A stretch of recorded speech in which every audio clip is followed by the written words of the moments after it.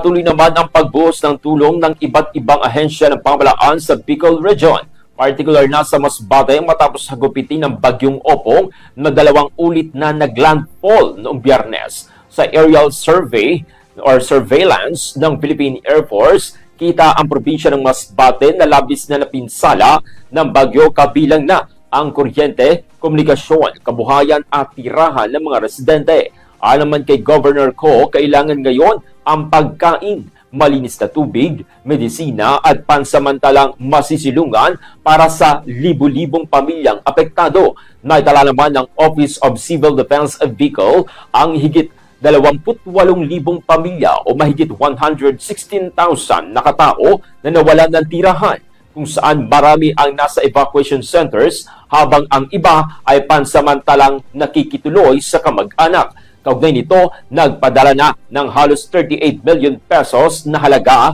ng relief goods ang DSWD. Kabilang na ang food packs at non-food items. Nagbigay rin ng 1.4 million pesos na halaga ng gamot at hygiene kits ang Department of Health. Samantala, tumutulong din ang Coast Guard, Army, PNP at VFP sa seguridad, relief at evacuation. Nagpaabot din ng tulong ang mga karating probinsya at lokal na pamahalaan. Batay naman sa pinakahuling tala, nasa 11 ang kumpirmadong nasawi sa Bicol at mahigit 15 naman ang sugatan. Higit 700 kabahayan ang napinsala at mahigit 66 ang tuluyang nawasak.